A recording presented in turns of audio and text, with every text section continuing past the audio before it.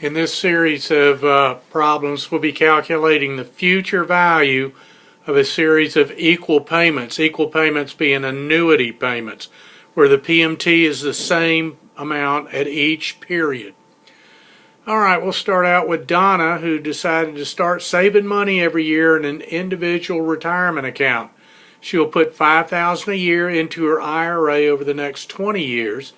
It earns 5% annual interest. How much will she have at the end of 20 years? Okay, so at the end of generally tells you you're looking for a future value. And then part B, what if she earns 8% interest instead of 5%? Okay, well, we'll start with she's going to make 20 annual payments. She's going to take $5,000 out of her pocket. She doesn't have anything in there now because she just decided to start saving now, and it's 5% annual interest. Pretty that up a little bit, and what I'm solving for is a future value.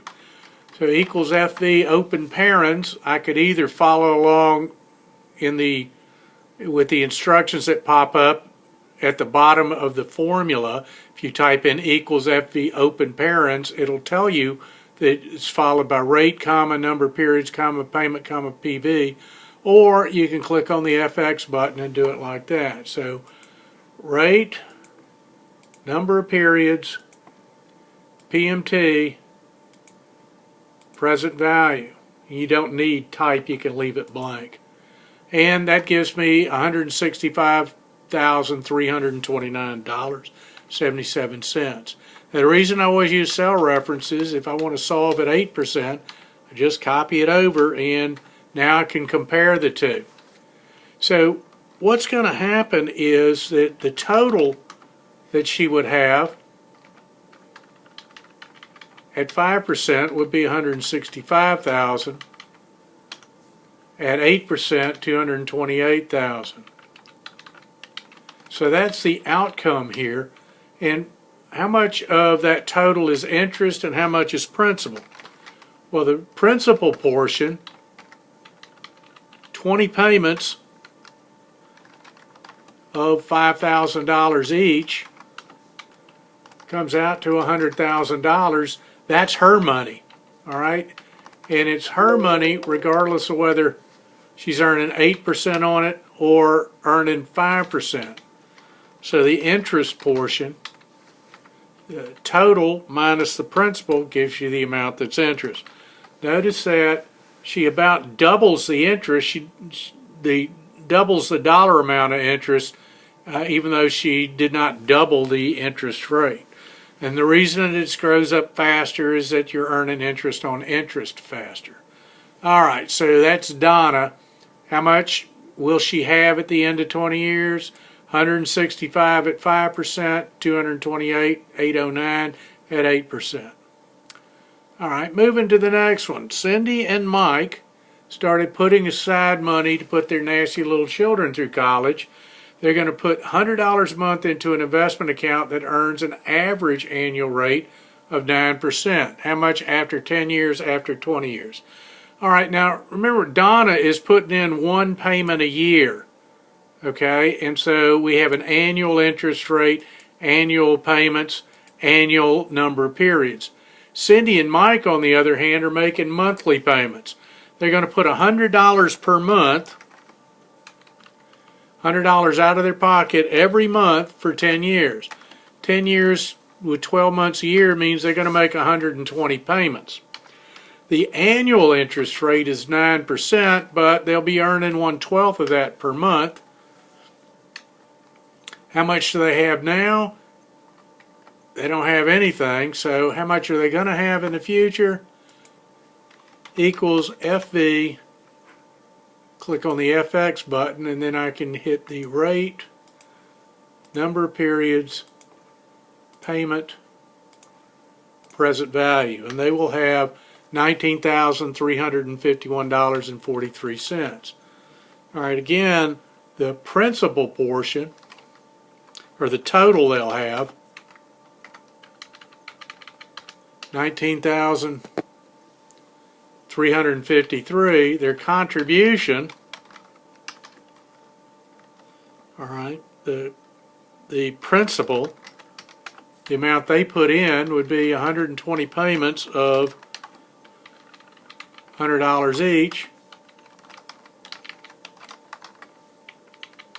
So the interest portion over that 10-year period, $7,351.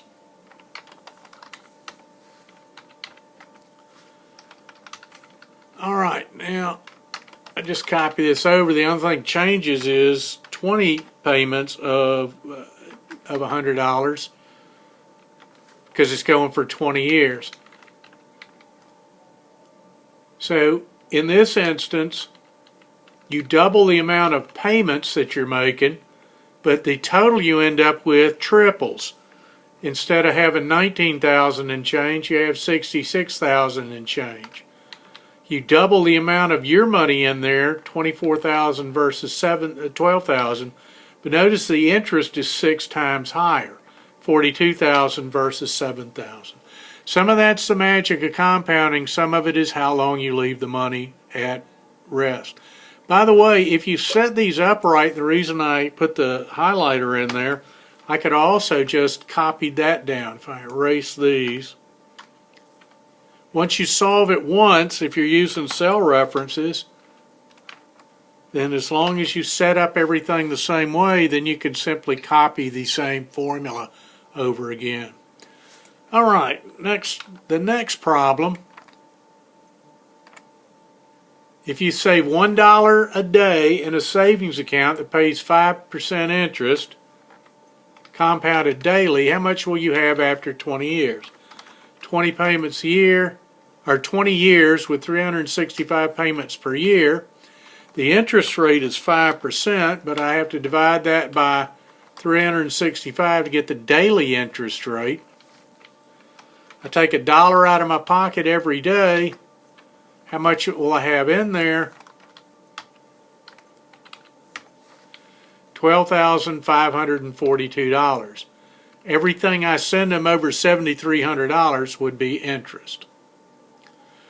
Stan and Ollie are having a retirement savings contest. Good on them.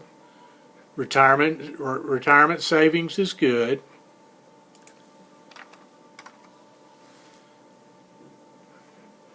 Get this thing to center up. All right. Stan's going to deposit $1,200 per year into his account, doing it once a year and earning 10% annual interest. Ollie is going to put in $100 a month, which is also $1,200 a year, and he'll only earn 9.5% annual interest. Who's going to win the contest? 25 payments of $1,200 each at 10% interest, starting with 0, gives you a future value of rate, number of periods, payment, present value. Hit the go button. $118,016. All right, good on you. Now my good friend Ollie, it's also going to go 25 years, but he's going to make 12 payments per year, but they're only going to be $100 each. He's not going to earn 10% a year. He's going to earn 9.5% a year, except that I need to divide that by 12 because he'll be earning it per month. All right, don't know what the computer was doing just now. Equals 9.5% divided by 12. So he's not earning as much annual interest, but he starts earning it right away. And who wins? Ollie. 1 month from now, Ollie will have about 0.8% interest on $100. That'd be about 80 cents. He's going to have $100.80 a month from now. Stan isn't going to have that. It takes him a year before he starts earning interest. So in this case, the sooner you can start earning interest, the faster it's going to compound up. All right, so Ollie's the clear winner there. If we looked at the total for both of these, Stan with $118,000 and Ollie with $121,000, The principal is going to be the same for both of them. 25 payments of $1,200 is $30,000, just like 300 payments of $100 is $30,000. But because of the magic of compounding, or you start earning interest on interest faster, you're going to end up with close to $4,000 extra dollars if you're Ollie. All right, going to the last one. Joy has a choice between 3 different investment plans. Plan A, 10% compounded annually rather. Plan B, 9.75% quarterly. Plan C, 9.5% compounded daily. She has $100,000 to put in an account. Which should she choose? All right, well,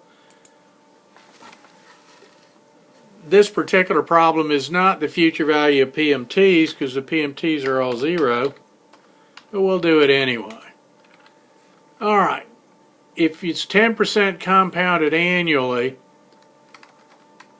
let's look at 1 year from now. If the rate is 10%, she takes $100,000, puts it in the account. What's she going to have in the future? You can simply copy that. $110,000. We sort of knew that. $100,000 plus 10% of $100,000 is $110,000. Under Plan B, it doesn't pay as much. It's 9.75%, but divide that by 4 because you start getting it 3 months from now. So that's 4 times a year. You get 2.438%. Start with $100,000, and then 4 quarters later, you'll have $110,000 and more. You have an extra $112 because you start earning interest on interest almost right away. Plan C compounds daily, so 365 days from now, after earning 9.5% divided by 365, the same $100,000 you start with ends up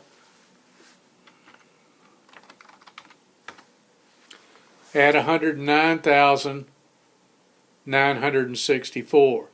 So which one of these is best? So just because it's daily compounding doesn't mean that it's the best. What we see here is that the one that ends up with the most money, Plan B, has the highest effective rate or equivalent annual rate. We can actually compute that, an equivalent annual rate. There is a function in Excel. It's called effective, or effect, open parens, and this calculates the interest rate that if you're getting paid once per year, which you'd have to earn with a single annual compounding to make up for the difference. So quarterly compounding, 9.75% compounded 4 times a year, is actually more than 10%. It's 10.11%. If we do that for